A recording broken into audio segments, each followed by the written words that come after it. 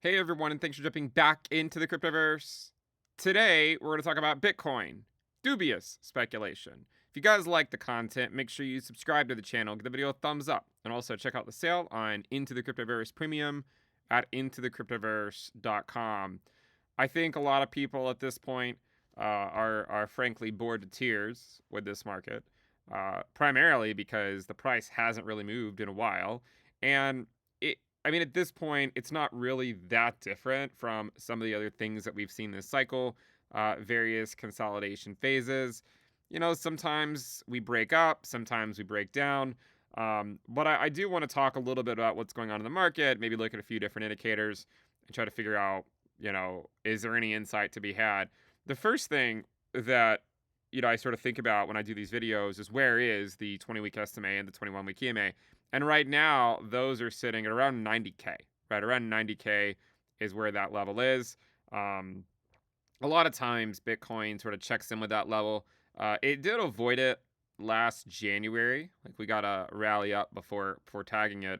But a lot of the times, you'll see Bitcoin sort of fall into that level and interact with it in some way, um, especially after sizable rallies. One of the things I was looking at actually was the extension from the 20-week SMA. So this chart right here is the natural log of the price over the 20-week moving average. And once again, it has proven its worth.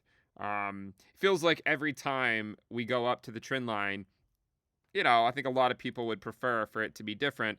But every time we tag that trend line, it ends up marking at least a local top, right? You can see that the extension from the 20-week moving average decreases or diminishes from one cycle to another, which makes sense because it just takes exponentially more money to actually move the market cap the higher the market cap goes. But every time we hit that trend line, it ends up marking, sort of a local top for a little while. And you can see that, you know, there's a lot of instances, obviously, with the exception of January 2024, there's a lot of instances where, price can cool off for a while and it allows the bull market support band to sort of move back up to where Bitcoin currently is. If you actually look in the short term, um, and we remove the bull market support band, and actually I may even need to go to, I say, a 4-hour chart. It sort of seems like we're just kind of moving between extremes, sort of on lower time frames, where like, we're just sort of chasing the narratives. We have this like broadening wedge, and the lows are slightly lower, right? You have a series of lower lows. We've also had a series of higher highs. We're currently sort of sweeping this high right now, but it kind of feels like the market's waiting for something, right? It's waiting for a narrative to really run with. And obviously the altcoin market has fared a lot worse during this time. We've seen a lot of cryptocurrencies fall pretty low, actually, especially considering where Bitcoin currently is. For instance, not to pick on necessarily any specific altcoin, although I might, but if you just look at like the altcoin market by itself, right, total 3, you can see that it actually already fell out of the range it was previously in. You could even argue that the altcoin market is sort of bouncing just back up to where it broke down from, where Bitcoin is actually still up in that range and it never actually left it. Thus, once again, showing the importance of a metric like Bitcoin dominance, because it does tend to hold up a lot better than a lot of the other cryptocurrencies.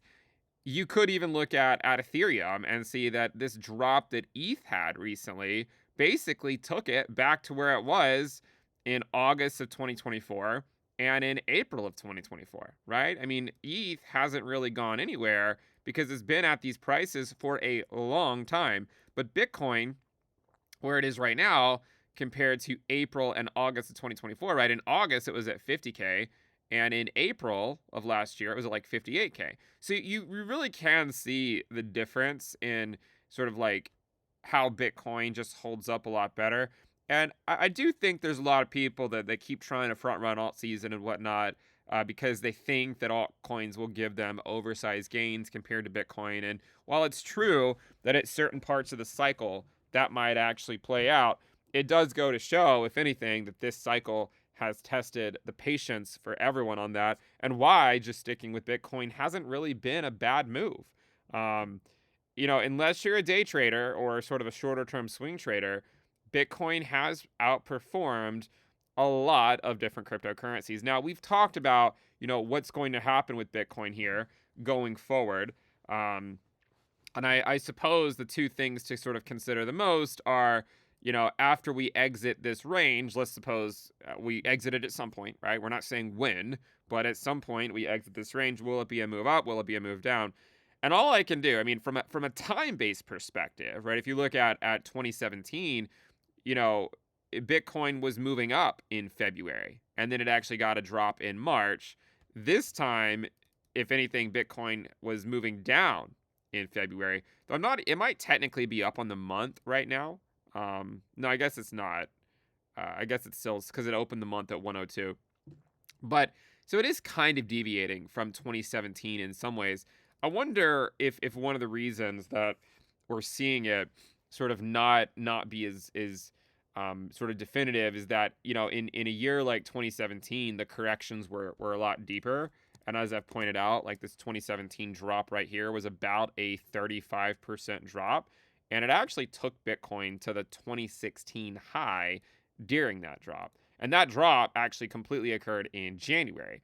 This time, we haven't really seen the same thing, right? I mean, we got a drop, but it was only about an 18% drop. If it actually was the same level of drop as 2017, a 35% drop, it would once again take you to the 2024 high. So I think that might have something to do with why there's such a lack of resolution. You could almost argue that if Bitcoin went down, it could then go up a lot easier. But because it's not doing that, it's leaving a lot of traders sort of wondering, like, does it need to get that move? Does it not? And I also think, too, if you look at other sectors in the market, a lot of sectors actually did get that drop. Bitcoin, if anything, has held up a lot better than other parts of the, or at least other asset classes. For instance, I know the S&P has already hit new all-time highs, but if you actually look at what happened sort of after the November election results, you can see that once upon a time, the S&P actually gave back all of those gains. Now, of course, it did go on to put in new highs, you see, but it did go back and go back to where it was pre-election. The Russell also did something very similar. At the Russell 2000, you had the election results right here, and then the Russell went back down to where those levels were. But Bitcoin did not, right? It did not. And of course, it still could, but I also think it kind of shows you why in bear markets for Bitcoin, they tend to be a lot worse, than the S&P. Like bear markets for Bitcoin are like 70 to 80% drops, whereas for like the S&P, it can only be like 20%, 30%, sometimes 50, but those are somewhat uncommon. And it could just be because throughout the cycle, Bitcoin performs better. And so that when the bear market is truly there, it just sells off a lot quicker than the stock market.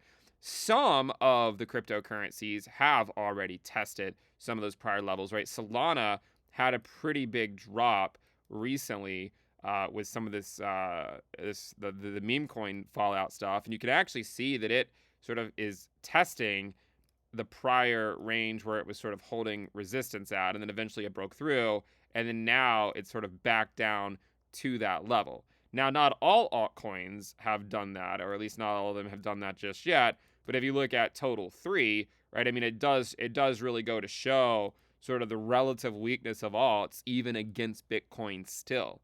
And look, the Fed came out recently and said in the FOMC minutes that they're likely going to stop. Sort of, I think the average view right now is they're going to stop quantitative tightening probably around mid-year or so, which seems reasonable. I mean, they started QT in June of 2022.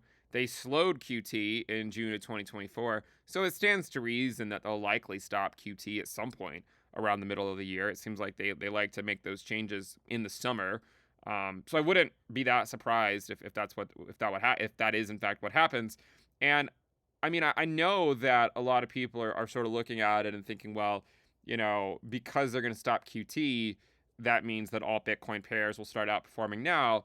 And while they could be right, I still would just sort of look at the chart and just say, look, guys, people have been calling for the durable outperformance of alt Bitcoin pairs for a long time. They've been calling for alt season for a long time. But the reality is that Bitcoin actually has continued to outperform. the altcoin market. And you know, I don't really necessarily believe that that's going to change just yet. It could, but when I look at a chart like this and I just see that historically all Bitcoin pairs go down to these levels, it just makes me believe that Bitcoin will still outperform the altcoin market. So if Bitcoin breaks out here and actually goes up into new cycle highs, then it would actually keep the 1-year ROI in check, right? If you guys are not familiar with what I'm talking about, if you go over to the website, into the Cryptoverse, we have this 1-year ROI chart. And one of the things we've mentioned is that in order for this to hold around 2, Bitcoin would really need to start moving up by March. The reason for that is if it doesn't move up in March, we know last March, Bitcoin went to 73K. So the only way for this metric to stay at 2 is for Bitcoin to double up its prior, where it was a year ago in March within the next 3 weeks. If it doesn't, then this could start to decay. If you look at the 1-year ROI, it basically just leveled off here right where it has in some of these prior drops. But in order for it to sustain this 2x move that it's basically sustained since November of 2023, 2x from a year ago, it would need to move up in March. If it does not, then it would start to decay like 2019, like where it starts to come back down. Now you might say, well, Ben, why are we looking at 2019? Well, I mean, look, guys, I think that there is reason to believe that we're in similar market environment. And one of the sort of levels of proof for that is to say, look, if you go look at the advanced decline index for the top 100 cryptocurrencies, you'll notice that it's basically just been dropping since 2021. November of 2021. You can also see it dropped in 2017, and it didn't start going up until after QT ended. And you can notice that it just continued to drop. It even dropped after QT ended for a few months.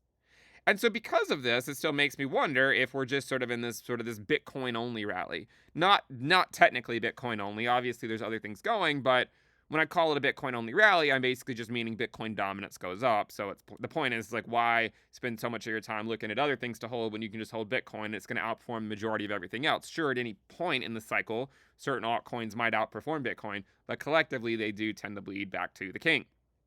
So I wonder if Bitcoin's 1-year ROI does start to decay in March, if it's not able to go to a new cycle high, then it would start to call into question that 2019 idea. One of the things that I go back to a lot with Bitcoin dominance and Bitcoin USD is to remember that when Bitcoin dominance topped last cycle during the quantitative phase, the quantitative tightening phase of the bull market, it topped before Bitcoin fell below its bull market support band, right? So Bitcoin dominance topped before QT ended, and then QT ended, and then right after QT ended, Bitcoin USD fell below the bull market support band.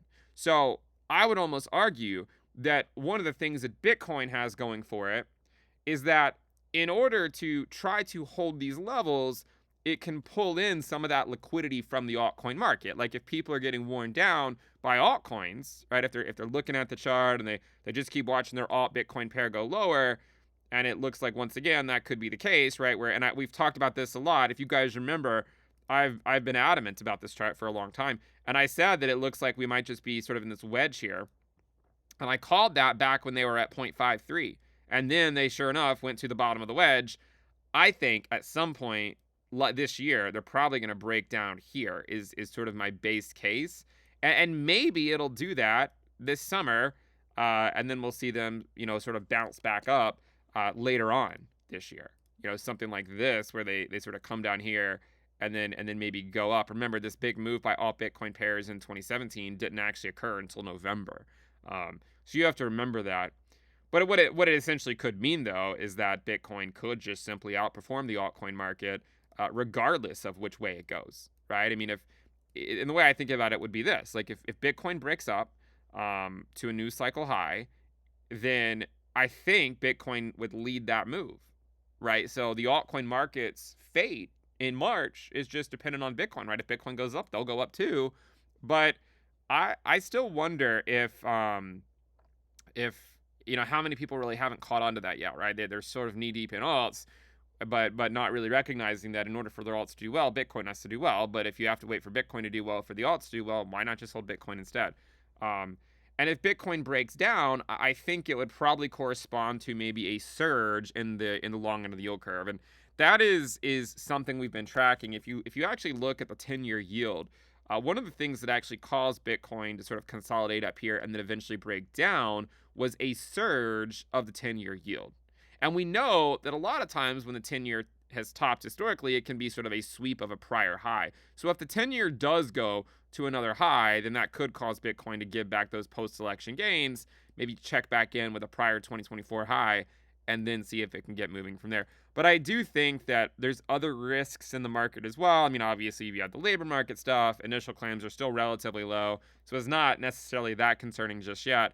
At this point, considering it's already this late in February and the next labor market report isn't for a couple of weeks, I would guess that the next move won't become obvious until after the labor market release. And we've talked about that for a long time. Seems like Bitcoin likes to make its moves sort of around that time, the labor market release. If it's a good labor market report, more often than not, Bitcoin does well. If it's a bad one, more often than not, Bitcoin does poorly. We have sort of entered phases at different points in the cycle, especially when rate cuts began, where good data was actually bad data. And the reason for that with the labor market, and the reason for that was because with the Fed cutting rates, if the labor market is starting to tighten up again, it actually might insinuate that they need to raise rates again at some point, whether they want to admit it or not. Actually, that's what happened in 1998, 1999. The Fed cut rates from 5.5 to 4.75, and they ended up having to raise rates back over 6% to ultimately, kill off the animal spirits. And it's hard to kill off the animal spirits. It's why we call sort of we're all degens here. That's essentially what happened in like 1998, 1999, 2000 and I can show you what I'm talking about instead of just saying it. But essentially what happened is if you look at interest rates by the Federal Reserve, like back then, the Fed raised rates, they raised rate, but right here they were at 5.5, they dropped down to 4.75, and they had to go all the way back up to over 6 to 6.5, and then they finally sort of destroyed the animal spirit. So I think in the short term, you have to really wonder, like, what's the reason for another rate cut? And the market certainly doesn't really think there is reason for one. It's not the most likely scenario, at least for, a few months, not until this summer. And I tend to agree with that. I mean, what's the point of cutting rates right now when, you have inflation starting to slowly go back up? And I think when you look at a lot of this stuff, sort of the macro side of things, it kind of makes sense why crypto is stuck in traffic on Struggle Street. You do technically have a rising inflation rate ever since the Fed cut rates. And I mean, at this point, it's not that concerning.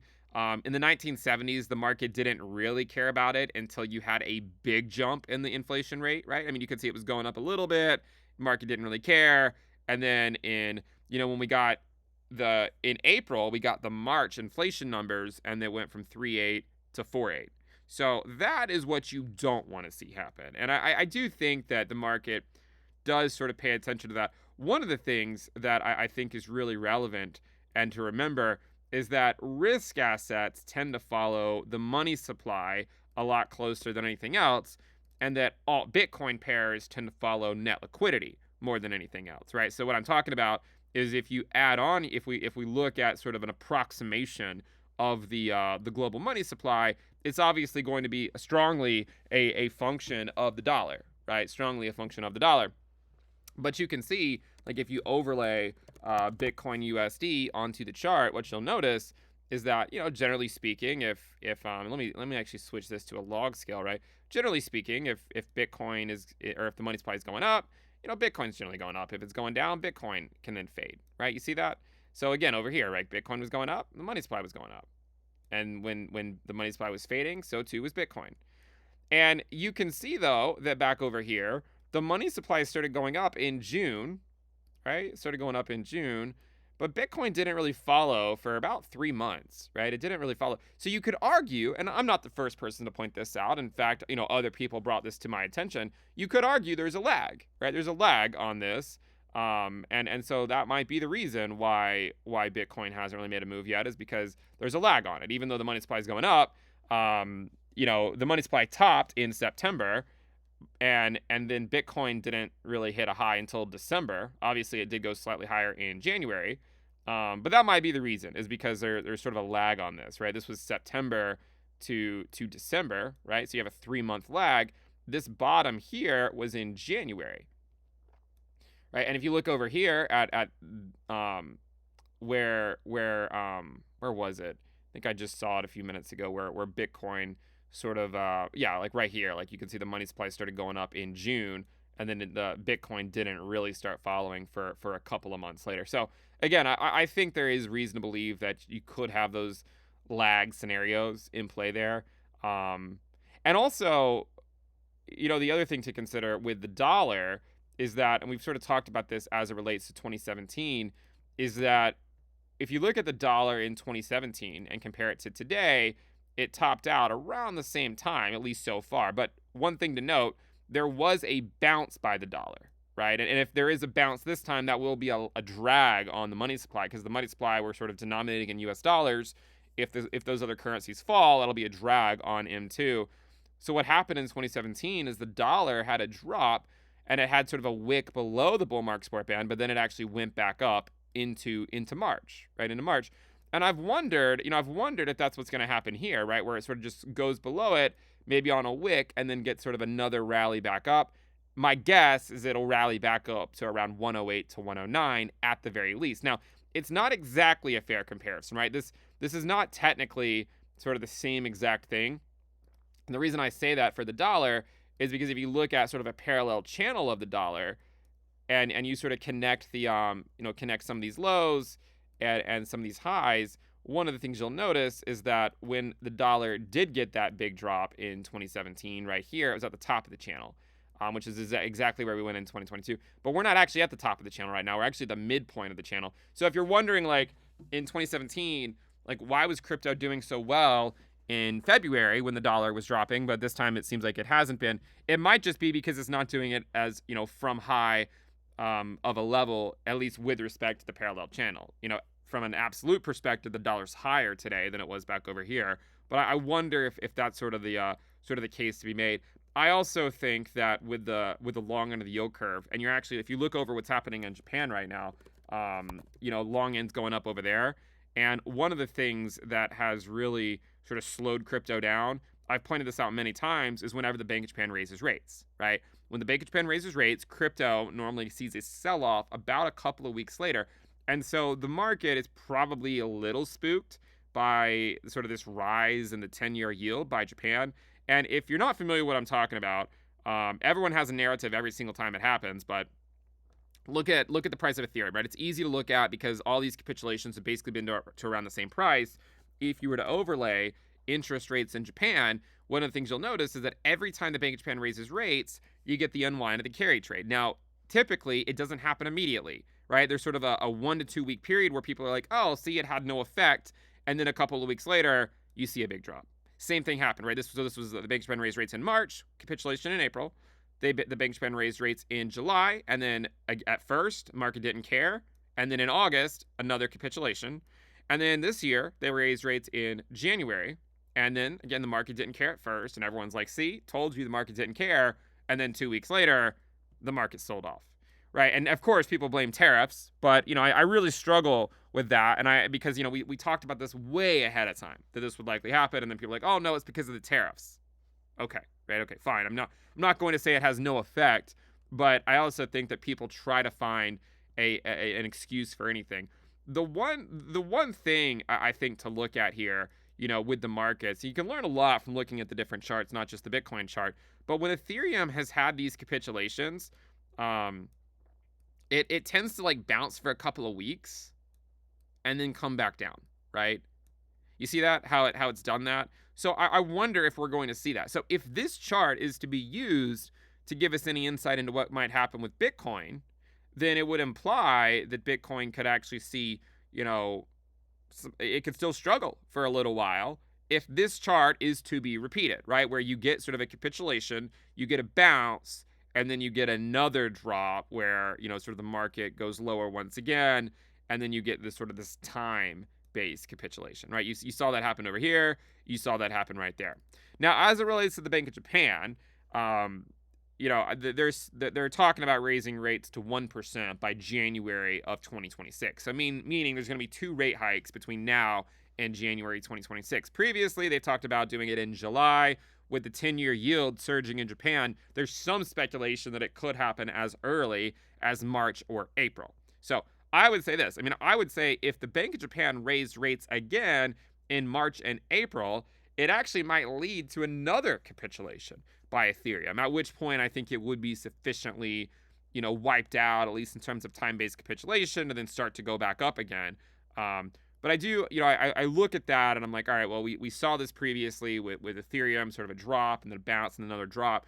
If Ethereum is to drop back down there, it might just simply correspond to Bitcoin going to its bull market support band, right? So I'm wondering if that's the way this is going to play out, where Ethereum sort of gets that drop a little bit later on as Bitcoin falls in to the bull market support band. Here's the thing about Ethereum, right? And I've mentioned this many, many times, right?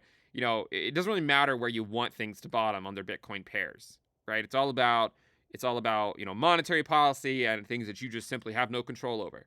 The reality is that monetary policy will likely not change until Bitcoin shows weakness. Until Bitcoin shows weakness, you're probably better off with Bitcoin than majority of the altcoins. I'm not going to say none of them, but most of them will likely bleed to Bitcoin until Bitcoin shows weakness, right? Because the only way that Bitcoin would show weakness is if it tries to absorb liquidity from the altcoin market to continue its run, and then it realizes, oh, there's not enough liquidity, and then it actually drops. That's what happened in 2019, right? The liquidity was gone, and then it ended up dropping and going into sort of a shorter-term bear market. So if Bitcoin were to drop down here to the bull market support band, say like in March or something, I think it would correspond with Ethereum sort of getting that double dip, if you will, where it goes back down to a sort of a lower price than it is right now, and then people get worried once again. But I do think that in the short term, the most relevant milestones for Bitcoin will be the current sweep of the price that it just hit, right? So a lot of times when you sweep a prior local high, that always is an important level. And then also this expanding wedge, right? This wedge right here where we're just sort of chasing extremes. I think that is also relevant to sort of focus on in the short term, as that would also correspond, by the way, if you look at this lower high structure, that would basically correspond to right around 100K. Right around 100K. So if Bitcoin is able to break through this high and goes up to that level, that would be right around that 100K milestone. This is that lower high structure that's been in place since January. Remember, back in October, November, and even in March of 2024, I said that January 20th would likely mark a local top for the reasons of Trump becoming president was not a bad thing for crypto, but just you're pricing everything in, right? The market doesn't wait for that stuff to happen, then price it in. It prices in ahead of time. And then there's a de-risking process on the other side of all that good news, right? So you basically had Genza resigning, Trump taking office, all this regulation, deregulation of crypto, and everyone's like, well, it can't get any better. But the problem is if it can't get any better immediately, then the market then de-risks. And then the market's like, well, are you actually going to get a strategic Bitcoin reserve, right? Is it actually going to happen? And if it is going to happen, is it going to happen in a timely manner, right? We've been talking about ETFs since like 2016, and it took until 2024 to get one. So it doesn't mean you're not going to get it. What if it takes longer to actually get it than people think? I think that is, one of the arguments to at least think about. So I guess with Bitcoin right now, I think that the only way it's going to really show weakness, I think, is if the stock market does. And the one thing about the stock market, I will say, is that at the end of the day, just buying low expense ratio index funds is going to be the best way to go, and sort of DCAing it, at risk levels you're comfortable with. Even lump summing is historically been better than DCA for the stock market, right? That's why they say time in the market is better than timing the market. The one thing I'll say with the stock market, again, it's really difficult to predict when you're going to get drops in the stock market. And I've had, different levels of success doing it. Sometimes it works out, sometimes it doesn't. But if you look at 2025 and you look at the average of prior post-election years, there tends to be some weakness in stocks sort of up until the end of March. So if stocks do show weakness, say from now until the end of March, then that would also probably sort of fall through into Bitcoin as well. The other thing to remember is that we're actually getting options expiration on Friday, and that could be sort of a really important moment in the stock market as to what it does on the other side of that. Would probably be a leading indicator for what Bitcoin is going to do. I think a lot of it just comes back, and we said this over the last few years, is like no one really knows where the valuation of Bitcoin on its USD pair is going to go. Obviously, it's easy to make bold proclamations as to what's going to happen, and if you're right, you cash in, and if you're wrong, you move on. But as an investor, you can't know. It's all about how do you manage your risk, and Bitcoin had better risk-adjusted returns than basically the rest of the asset class for a long time, and I think it'll continue to have to outperform the rest of the asset class until the Fed sufficiently changes monetary policy, and they just haven't. I don't think we've seen a sufficient pivot yet at this point to justify altcoins durably outperforming Bitcoin just yet. The only thing altcoins really have going for it in the short term is that the dollar has been dropping, right? The dollar's been dropping. And, if you look at it, and we talked about how risk assets tend to track M2, well, all Bitcoin pairs tend to track net liquidity, right? If you look at sort of an approximation of global net liquidity, you can pretty clearly see that as net liquidity goes down, right? As net liquidity goes down, all Bitcoin pairs go down. So in order for all Bitcoin pairs to go up, you need net liquidity to go up, which is different than M2, right? In order to get that, you have to get this, right? But we haven't had that. And that's the reason why a lot of people keep prematurely calling for alt season. They keep thinking that, we're just going to get a ton of QE, and we just keep not getting it. And they keep just calling for alt season, and they think they're right because all Bitcoin pairs get a short-term pump. Then they screenshot it on Twitter, and then right when they screenshot it, all Bitcoin pairs dump and put it in a new low. And it goes to show you how many influencers keep calling for alt season for the last 3.5 years, and it just hasn't happened. I'm not saying it won't ever happen. I'm just saying that you have to be careful. You have to remember that altcoins are also dependent on monetary policy, whether you want them to be or not, and they have been bleeding to Bitcoin ever since quantitative tightening began. So those are my general thoughts right now. Those are my thoughts on the market. I'm guessing, right? I'm guessing it's just going to continue to be more or less the same in the short term until we get more of the macro data at this point. Normally, Bitcoin makes these larger moves after the macro data comes in. And considering that's only a couple of weeks away, I wouldn't be that surprised to see something like that happen again, right? Where it kind of just bounces around for a couple more weeks. That doesn't mean it can't go to 100, right? It certainly could, but I would sort of expect something like that to happen. And we'll see where it comes in next month. There's also been a lot of layoffs at the federal level, so maybe people are curious as to how that's going to affect the labor market. In the short term, though, it hasn't, right? If you look at initial claims, they're still relatively low, right? 219K. I don't really think it's recessionary until it hits 300K, and it just hasn't hit 300K in a long time, right? Even this rally over here by initial claims only went to 261. So I don't really think initial claims are concerning until they hit 300K. It's more of a sort of keep it in the back of your mind type thing, just in case, see what actually is going on. So I think that'll wrap it up for this.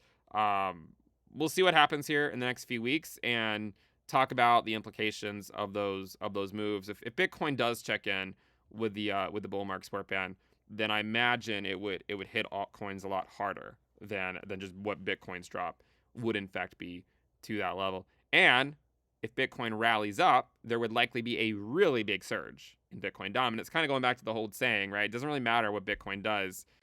Bitcoin dominance is probably going to go up regardless. Okay, and you're likely going to hear a lot of people call for alt season and whatnot, and there's always a chance they're right. We're in the post-halving year, so I don't want to completely discount it, but I also know in 2017 that phase of the market didn't even start until November. So there's a good chance it won't, it might not play out it might play out the same way as the 2016, 2017 cycle. Again, especially considering that the cycle ROI has matched the 2016, 2017 cycle the closest, why not consider it as a possible outcome? If it's going to follow the 2017 cycle, it would need to move up relatively soon. Otherwise, it would clearly deviate from the 2017 cycle, right? You can pretty clearly see that Bitcoin has tracked this cycle a lot. But recently it's sort of fallen below the 2016, 2017 cycle. Remember, we said this was likely going to happen. It's likely going to fall below it and stay below it because of diminishing returns. The only reason you can't put all your faith into a chart like this, or one of the reasons, if you had done the same thing with Ethereum, I mean, look what happened, right? It was following it at one point, and then it just fell off, right? So just because it happened in the past doesn't mean it's going to happen again. But it has, for Bitcoin anyways, these have been a pretty good guide as to Bitcoin's path this cycle. When it gets a little bit too heated, it means that it needs to cool off. And if it gets too low, it generally means it'll get a rally. But those are my thoughts on the market, guys. If you guys like the content, make sure you subscribe, give the video a thumbs up, and again, check out the sale on Into the Cryptoverse Premium at intothecryptoverse.com. I'll see you guys next time. Bye.